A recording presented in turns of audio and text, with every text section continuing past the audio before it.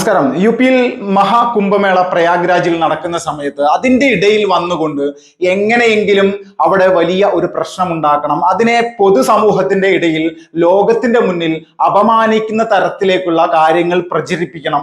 ഇതിനു വേണ്ടി ഒരുപാട് മുന്നൊരുക്കങ്ങളോടുകൂടി തന്നെ തയ്യാറായിട്ട് കുറെ ആളുകൾ, പ്രത്യേകിച്ച് നമ്മൾക്കറിയാലോ ഇവിടെ ഹൈന്ദവ സമൂഹം അല്ലെങ്കിൽ ഹൈന്ദവ സമൂഹവുമായി ബന്ധപ്പെട്ടുകൊണ്ട് നടക്കുന്ന പരിപാടികൾ, വിശ്വാസപരമായിട്ടുള്ള പല ആചാരാനുഷ്ഠാനങ്ങൾ, ഇതെല്ലാം ഇല്ലാതെയാകണം എന്നാഗ്രഹിക്കുന്ന കുറെ സുഡാപ്പി ഭീകരന്മാർ നമ്മുടെ രാജ്യത്ത് അനേകമുണ്ട്.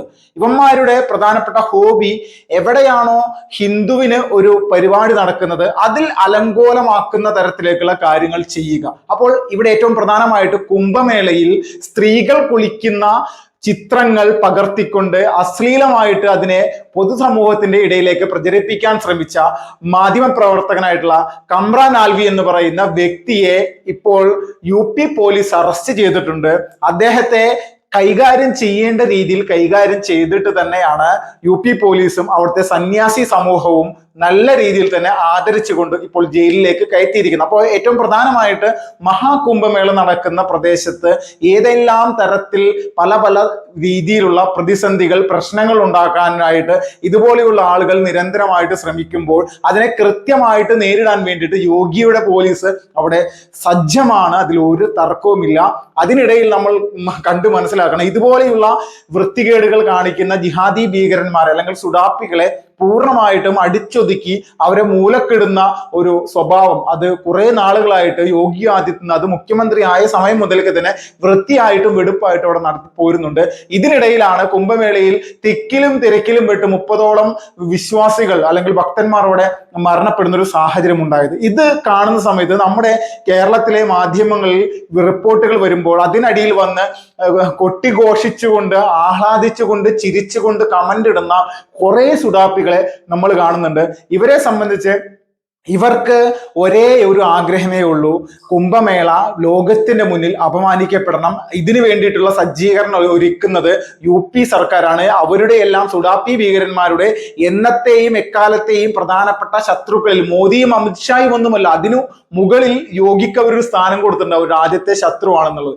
ഈ ശത്രു നടത്തുന്ന പരിപാടി അല്ലെങ്കിൽ അദ്ദേഹം ഇവിടെ സജ്ജീകരിച്ചിട്ടുള്ള പരിപാടി എങ്ങനെയെങ്കിലും നശിപ്പിക്കുക അല്ലെങ്കിൽ പൊതുസമൂഹത്തിന് മുന്നിൽ അപമാനിപ്പിച്ചുകൊണ്ട് കാണിക്കുക എന്നുള്ളതാണ് ഇവരുടെ പരിപാടി. ഇതിന്റെ ഭാഗമായിട്ട് തന്നെ യോഗിയെ തലവെട്ടും കാലുവെട്ടും കൈവെട്ടും എന്നൊക്കെ പറഞ്ഞുകൊണ്ട് കുറെ ആളുകൾ UPയിലോ അല്ലെങ്കിൽ ഇന്ത്യയുടെ പല ഭാഗങ്ങളും ഇപ്പോൾ ചുറ്റിക്കറങ്ങി നടക്കുന്നുണ്ട്. അതിലെ 10-27 പേരെയാണ് കൊച്ചിയിൽ നിന്ന് കേരള പോലീസ് കഴിഞ്ഞ ദിവസം അറസ്റ്റ് ചെയ്തത്. ഇവരാണ് ബംഗ്ലാദേശികൾ എന്ന് പറയുന്ന അതിഥി തൊഴിലാളികളുടെ പേരിൽ അല്ലെങ്കിൽ അങ്ങനെ ഒരു രൂപേണ വന്നുകൊണ്ട് ഇവിടെ കലാപരിപാടികൾ നടത്താൻ വേണ്ടിയിട്ട് തയ്യാറായിരിക്കണം. ദില്ലി നോയിഡയിൽ വെച്ചുകൊണ്ട് കഴിഞ്ഞ 2 ആഴ്ചക്ക് മുന്നേ ദില്ലി ഇലക്ഷൻ ആര് ജയിക്കണം, ഏത് രാഷ്ട്രീയ പാർട്ടി ജയിക്കണം എന്ന് പറഞ്ഞപ്പോൾ അവർ ഒറ്റയടിക്ക് പറഞ്ഞിരിക്കുന്നു, അത് ആം ആദ്മി മതി അല്ലെങ്കിൽ കോൺഗ്രസ് മതി, ഈ 2 പാർട്ടികളിൽ ഏതെങ്കിലും ഒന്ന് വന്നാൽ മതി, BJP ഒരു കാരണവശാലും വരാൻ പാടില്ല.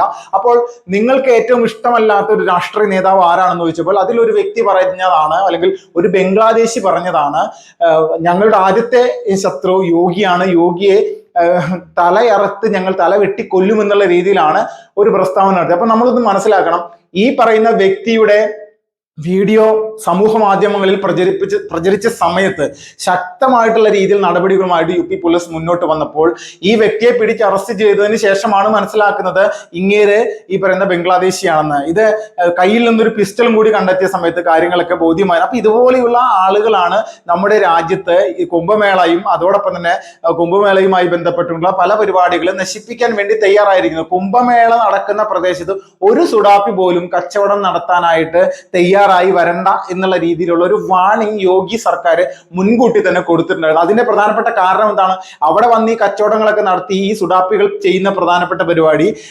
അനാവശ്യമായിട്ടുള്ള പല കാര്യങ്ങൾ ഒപ്പിക്കാനും ഇതിന്റെ പേരിൽ അവിടെ മറ്റെന്തെങ്കിലും അനർത്ഥങ്ങൾ സൃഷ്ടിക്കാനും വേണ്ടിയിട്ടാണ് മുന്നോട്ട് വരിക. ഇപ്പൊ നമ്മള് കാസർഗോഡ് നിന്ന് ISIS ഭീകരവാദ സംഘടന അല്ലെങ്കിൽ ISIS എന്ന് പറയുന്ന ഈ ഒരു പ്രസ്ഥാനത്തിലേക്ക് സിറിയയിലേക്ക് ആടിനെ മേയ്ക്കാൻ വേണ്ടിയിട്ട് കുറെ കുടുംബക്കാരെയും കൂട്ടിയിട്ട് ഒരാൾ പോയിരുന്നു, റാഷിദ് അബ്ദുള്ള. ഈ റാഷിദ് അബ്ദുള്ളയുടെ ഒരു വോയിസ് വാട്സപ്പിൽ കഴിഞ്ഞ ഒരു 3-4 വർഷങ്ങൾക്ക് മുന്നേ പുറത്തേക്ക് വന്നിരുന്നു.